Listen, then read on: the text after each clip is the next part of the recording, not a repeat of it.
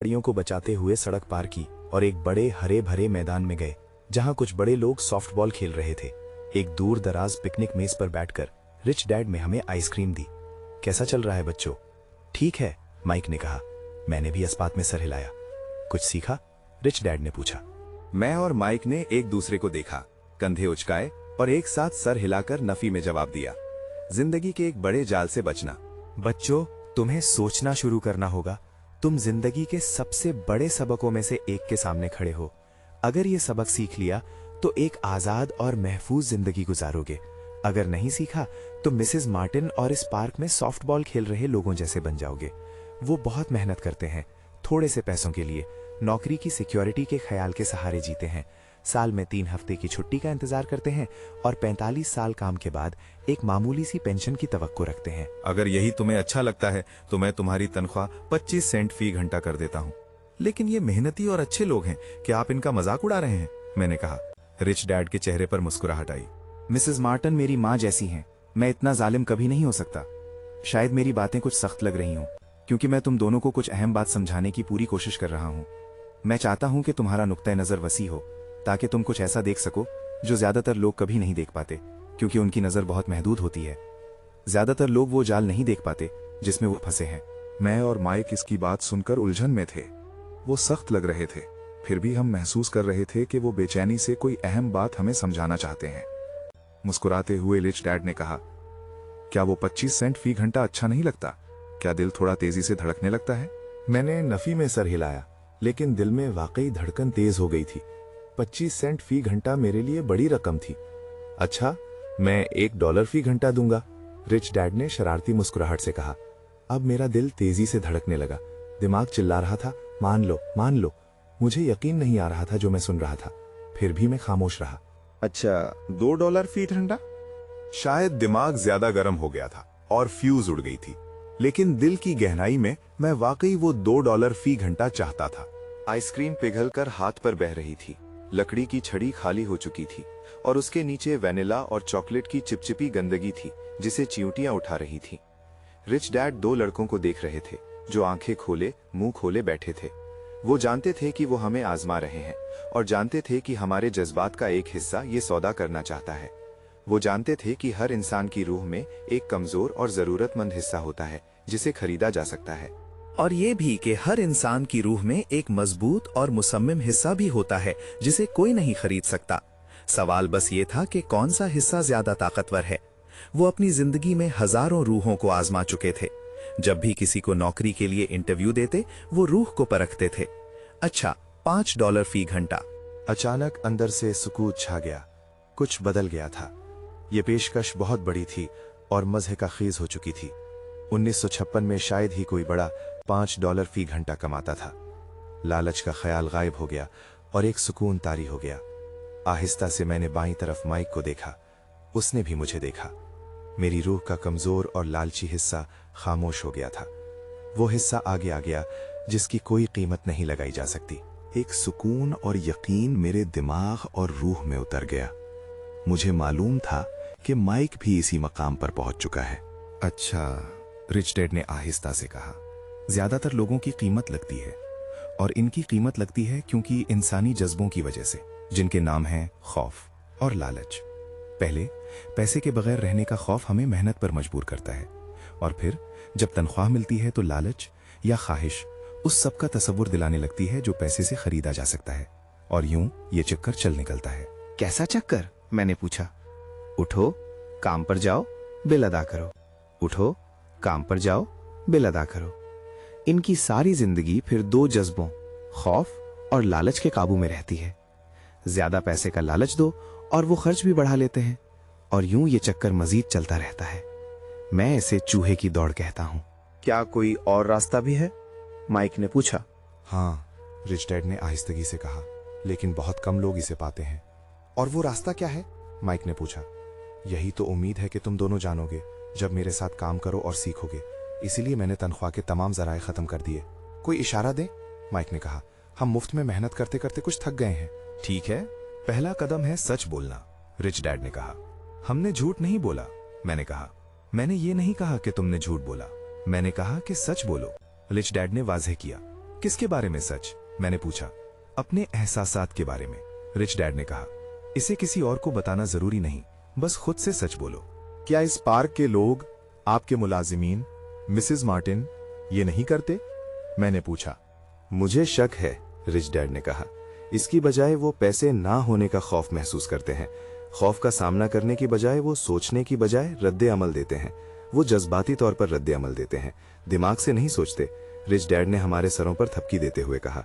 फिर थोड़े पैसे हाथ में आते हैं तो खुशी, ख्वाहिश और लालच का जज्बा फिर से गालिब हो जाता है और फिर से वो सोचने की बजाय रद्दे अमल देते हैं। यानी उनके जज्बात सोचते हैं, माइक ने कहा। बिल्कुल ठीक, रिच डैड ने कहा। अपने एहसासात के बारे में सच बोलने की बजाय वो अपने एहसासात पर रद्दे अमल देते हैं, सोचते नहीं। खौफ महसूस करते हैं, काम पर चले जाते हैं, उम्मीद लगाते हैं कि पैसे से खौफ दूर हो जाएगा, लेकिन होता नहीं। वही पुराना खौफ उन्हें सताता रहता है और वो फिर काम पर लौट जाते हैं, उम्मीद लगाए कि पैसे से खौफ जाएगा, और फिर भी नहीं जाता। खौफ ने उन्हें काम करने, कमाने, फिर काम करने, फिर कमाने के जाल में फंसा रखा है, उम्मीद लगाए कि खौफ खत्म हो जाएगा। लेकिन हर सुबह वो उठते हैं और वही पुराना खौफ उनके साथ जाग उठता है। लाखों लोगों के लिए ये पुराना खौफ रात भर उन्हें जगाए रखता है, बेचैनी और तशवीश में। तो वो उठते हैं और काम पर निकल जाते हैं, उम्मीद लगाए कि तनख्वाह इस खौफ को खत्म कर देगी जो रूह को खाए जा रहा है। पैसा उनकी जिंदगी चला रहा है और वो इस सच्चाई को कबूल नहीं करते। पैसा उनके जज्बात और इस तरह उनकी रूह को कंट्रोल कर रहा है। रिच डैड खामोश बैठ गए ताकि उनकी बातें दिल में उतरे। मैं और माइक ने जो कहा सुना, लेकिन पूरी तरह समझ नहीं पाए। मुझे बस इतना मालूम था कि मैं अक्सर सोचता था कि बड़े लोग क्यों जल्दी जल्दी काम पर भागते हैं। ये मजेदार नहीं लगता था और वो ज्यादा खुश भी नहीं नजर आते थे, लेकिन कोई चीज उन्हें बार बार काम पर ले जाती थी। ये समझकर कि उन्होंने जितना समझा जा सकता था इतना समझा दिया है, रिच डैड ने कहा, मैं चाहता हूं कि तुम लड़के इस जाल से बचो। यही है जो मैं वाकई सिखाना चाहता हूं, सिर्फ अमीर बनाना नहीं, क्योंकि अमीर होने से मसला हल नहीं होता। नहीं होता? मैंने हैरानी से पूछा। नहीं, जरा ठहरो, मैं दूसरे जज्बे के बारे में भी बताता हूँ, जिसे ख्वाहिश कहते हैं। कुछ लोग इसे लालच कहते हैं, लेकिन मैं ख्वाहिश कहना पसंद करता हूँ। कुछ बेहतर, खूबसूरत, मजेदार और दिलचस्प चीज की ख्वाहिश बिल्कुल फितरी है। तो लोग ख्वाहिश की वजह से भी पैसे के लिए काम करते हैं। वो पैसा चाहते हैं क्योंकि सोचते हैं इससे खुशी मिलेगी, लेकिन पैसे से मिलने वाली खुशी अक्सर आर्जी होती है और जल्द ही मजीद पैसे की जरूरत होती है। मजीद खुशी, मजीद सुकून, मजीद आराम, मजीद सिक्योरिटी के लिए। तो वो काम करते रहते हैं, ये सोचकर कि पैसा खौफ और ख्वाहिश से परेशान रूह को चैन देगा, लेकिन पैसा ये नहीं कर सकता। क्या अमीर लोगों के लिए भी? माइक ने पूछा। अमीर लोग भी इससे मुस्तस्ना नहीं, रिच डैड ने कहा। बल्कि बहुत से अमीर लोग अमीर इसलिए नहीं होते कि उनकी ख्वाहिश थी, बल्कि खौफ की वजह से। वो सोचते हैं कि पैसे से गरीबी का खौफ दूर हो जाएगा, इसलिए ढेर सारी दौलत जमा कर लेते हैं। मगर पता चलता है कि खौफ और बढ़ गया है। अब उन्हें ये खौफ लगा रहता है कि कहीं ये दौलत चली ना जाए। मेरे कुछ दोस्त हैं जो काफी दौलतमंद होने के बावजूद काम किए जा रहे हैं। मैं ऐसे लोगों को जानता हूं जिनके पास करोड़ों हैं और वो गरीबी के दिनों से भी ज्यादा डरे हुए हैं। उनमें अपनी सारी दौलत खो देने का खौफ है। जिस खौफ ने उन्हें अमीर बनाया वो और भी गहरा हो गया। उनकी रूह का कमजोर और मोहताज हिस्सा और भी ऊंचा चीख रहा है। वो अपने बड़े घर, गाड़ियां, ऐशो इशरत खोना नहीं चाहते जो पैसे से खरीदी है। उन्हें फिक्र होती है कि अगर सब कुछ चला गया तो दोस्त क्या कहेंगे।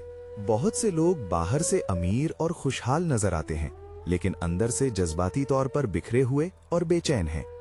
तो क्या गरीब आदमी ज्यादा खुश होता है? मैंने पूछा। नहीं, मेरे ख्याल में नहीं, रिच डैड ने जवाब दिया। पैसे से दूरी भी वैसा ही नफसियाती मसला है जैसा पैसे से लगाव। जैसे वक्त पर इशारा मिला हो। शहर का एक आवारा हमारे पास से गुजरा, करीबी कूड़े के ड्रम के पास रुका और उसमें कुछ ढूंढने लगा। हम तीनों ने बड़े गौर से उसे देखा, जबकि पहले शायद हमने उसे नजरअंदाज कर दिया होता। रिच डैड ने जेब से $1 निकाला और उस बड़े को इशारा किया। पैसा देखते ही वो फौरन आया, नोट लिया, शुक्रिया अदा किया और खुशी खुशी चला गया। वो मेरे ज्यादातर मुलाजमीन से बहुत मुख्तलिफ नहीं, रिच डैड ने कहा। मैंने बहुत से लोगों से मिला हूं जो कहते हैं मुझे पैसे में कोई दिलचस्पी नहीं, लेकिन फिर रोजाना 8 घंटे नौकरी पर भी काम करते हैं। ये सच से इनकार है। अगर उन्हें पैसे से दिलचस्पी नहीं थी तो फिर वो काम क्यों कर रहे हैं? इस तरह की सोच शायद उस शख्स से भी ज्यादा नफसियाती मसला है जो पैसा जमा करता रहता है। जब मैं रिच डैड की बातें सुन रहा था तो मेरे जहन में वो बेशुमार मौके घूम रहे थे जब मेरे अपने बाप ने कहा था मुझे पैसे में कोई दिलचस्पी नहीं। वो ये बात अक्सर कहते थे और अपने आप को तसल्ली देने के लिए हमेशा ये भी कहते, मैं इसलिए काम करता हूँ क्योंकि मुझे अपना काम पसंद है। तो फिर क्या करें? मैंने पूछा। खौफ और लालच खत्म होने तक पैसे के लिए काम ना करें? नहीं, ये तो वक्त का जाया होगा, रिच डैड ने कहा।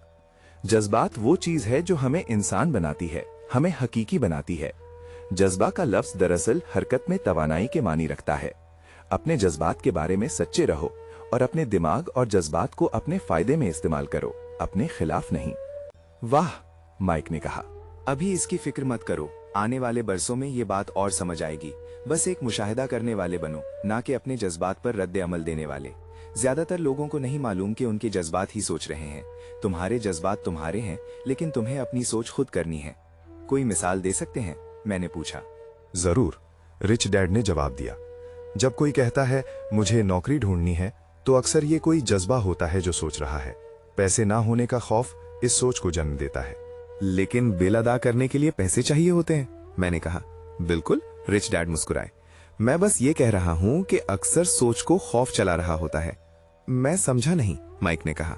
मसलन रिच डैड ने कहा, अगर पैसे की कमी का खौफ आए तो नौकरी ढूंढने फौरन भागने की बजाय, ताकि चंद पैसे मिल जाएं और खौफ कम हो, इसकी बजाय खुद से ये सवाल पूछें, क्या तवील अरसे में नौकरी इस खौफ का बेहतरीन हल होगी? मेरे ख्याल में जवाब नहीं है। खास तौर पर जब किसी की पूरी जिंदगी को देखें तो नौकरी एक तवील मुद्दती मसले का आर्जी हल है। लेकिन मेरे बाप हमेशा कहते हैं स्कूल में पढ़ो, अच्छे नंबर लाओ, ताकि महफूज और मुस्तहकम नौकरी मिल सके। मैंने कुछ उलझन से कहा। हाँ, मैं जानता हूं वो ये कहते हैं, रिच डैड ने मुस्कुराते हुए कहा। ज्यादातर लोग यही मशवरा देते हैं और ये बहुत सौ के लिए अच्छा मशवरा है, लेकिन ये मशवरा बुनियादी तौर पर खौफ से आता है। क्या आप कहना चाहते हैं कि मेरे बाप ये डर से कहते हैं? हाँ, रिच डैड ने कहा। उन्हें डर है कि तुम कमा नहीं पाओगे और माशरे में अपनी जगह नहीं बना पाओगे। गलत मत समझो, वो तुमसे मोहब्बत करते हैं और तुम्हारे लिए बेहतरीन चाहते हैं। और मेरे ख्याल में उनका खौफ बेजा नहीं है। तालीम और नौकरी जरूरी है, लेकिन इससे खौफ दूर नहीं होगा। देखो, वही खौफ जो उन्हें सुबह उठाकर कमाने पर मजबूर करता है, वही खौफ उन्हें इतना परेशान करता है कि तुम स्कूल जाओ। तो आप क्या मशवरा देते हैं? मैंने पूछा। मैं चाहता हूं कि तुम पैसे की ताकत पर काबू पाना सीखो। इससे